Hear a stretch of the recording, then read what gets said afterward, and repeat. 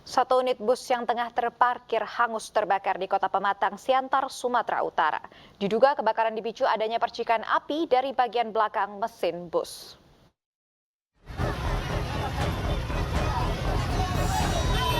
Sebuah bus yang tengah terparkir hangus terbakar di Jalan Sisingamangaraja, Kota Pematang, Siantar, Sumatera Utara, Sabtu siang. Peristiwa kebakaran ini berawal dari percikan api pada bagian belakang bus yang kemudian menyambar kabin bus. Dengan cepat, api merambat ke seluruh bagian bus. 4 mobil damkar diterjunkan untuk memadamkan api. Namun seluruh bagian bus tidak dapat diselamatkan karena kencangnya angin di lokasi kejadian. Keterangan yang kita terima untuk bus yang terbakar dalam keadaan berhenti, dalam keadaan parkir, diduga api bersumber dari dalam bus, yaitu dari objek di belakang, bangku paling belakang. Tidak ada korban jiwa dalam peristiwa ini, namun kerugian ditaksir mencapai ratusan juta rupiah. Sementara penyebab pasti kebakaran masih dalam penyelidikan. Presiden Joko Widodo akan menindak tegas tindak pidana perdagangan orang terkait pengungsi Rohingya di Indonesia. Polisi telah menangkap sejumlah jaringan TPPO internasional terkait pengungsi Rohingya dengan keuntungan mencapai 3,3 miliar rupiah.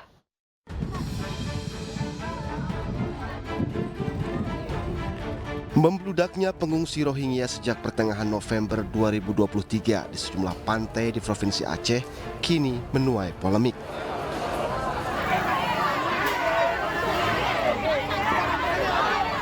Sejumlah warga menolak kedatangan pengungsi Rohingya, seperti yang terjadi di depan kantor Kepala Desa Kuta Barat, Kecamatan Suka Karya, Kota Sabang beberapa waktu lalu. Aksi warga menuntut pemerintah daerah dan UNHCR segera memindahkan 139 warga Rohingya berujung ricuh. Massa tak puas dengan kinerja UNHCR dan pemerintah karena dianggap lamban dalam penanganan pengungsi Rohingya. Permasalahan banyaknya pengungsi Rohingya yang masuk ke Aceh mendapat perhatian dari Presiden Joko Widodo. Presiden menyebut ada dugaan tindak pidana perdagangan orang terkait semakin banyaknya jumlah pengungsi Rohingya yang masuk ke Indonesia. Indonesia akan menindak tegas pelaku TPPO dan bantuan kemanusiaan sementara kepada pengungsi akan diberikan dengan mengutamakan kepentingan masyarakat lokal. Pemerintah Indonesia akan terus berkoordinasi dengan organisasi internasional untuk menangani masalah ini. Satreskrim Aceh telah mengungkap kasus penyelundupan WNA etnis Rohingya jaringan internasional. Polisi menangkap seorang warga Bangladesh yang diduga sebagai otak penyelundupan bernama Huson Bahtiar. Kami melakukan penyelidikan sehingga kita mendapatkan keterangan-keterangan bahwa mereka masuk ke Indonesia ini dengan membayar kepada agen, dan diketahui bahwa yang lari-lari itu bagian daripada agen. Kapolres Pidi menyebut tersangka membawa para pengungsi Rohingya dari Bangladesh ke perairan Aceh Indonesia dengan menggunakan kapal kayu. Setiap pengungsi Rohingya dikenakan biaya mulai dari 50.000 taka atau sekitar 7 juta rupiah untuk anak-anak dan 100.000 taka untuk dewasa atau sekitar 14 juta rupiah. Sehingga dari penyelundupan pengungsi Rohingya ini, agen bisa meraup keuntungan hingga 3,3 miliar rupiah. Tim Liputan iNews melaporkan. Puluhan orang demo di depan gedung Kementerian Dalam Negeri mendesak PJ Bupati Banyuasin dicopot. Hani diduga melakukan nepotisme serta merubah struktur APBDP untuk kepentingan pribadi.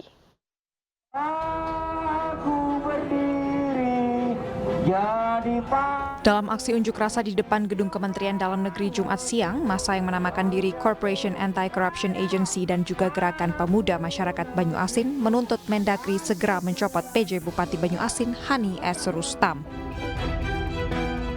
Hani diduga melakukan praktik nepotisme dengan menjadikan adiknya sebagai wakil Bupati Banyuasin tahun 2024 mendatang. Selain itu, Hani dinilai mencoba merubah struktur anggaran pendapatan dan belanja daerah perubahan tahun 2023 serta anggaran pendapatan dan belanja daerah tahun 2024 untuk kepentingan pribadi. Kami akan mendatangi Istana Presiden untuk menyampaikan hal ini. Artinya apa yang kami sampaikan hari ini tidak didengar oleh Kemendagri. Ada tenggat waktu yang diberikan, Bang? Kami meminta kepada Kemendagri untuk segera mengambil dan mengganti PJ Bupati ini dalam waktu sesingkat-singkatnya. Paling tidak ya dalam 1 pekan ke depan kami harus mendapat kabar tentang proses pergantian ini. Setelah melakukan orasi dan negosiasi, perwakilan massa akhirnya diterima untuk melakukan audiensi dengan pihak Kemendagri. Massa berharap Mendagri dapat merealisasikan tuntutan guna menghindari gejolak di wilayah Banyuasin, Sumatera Selatan. Dari Jakarta, Rani Stone Sanjaya, iNews melaporkan. Mantan jurnalis senior MNC dilantik sebagai Hakim Ad Hoc Tipikor PN Palembang, Sumatera Selatan. Hoiri Ahmadi mencatat sejarah sebagai Hakim Ad Hoc pertama yang berlatar belakang jurnalis.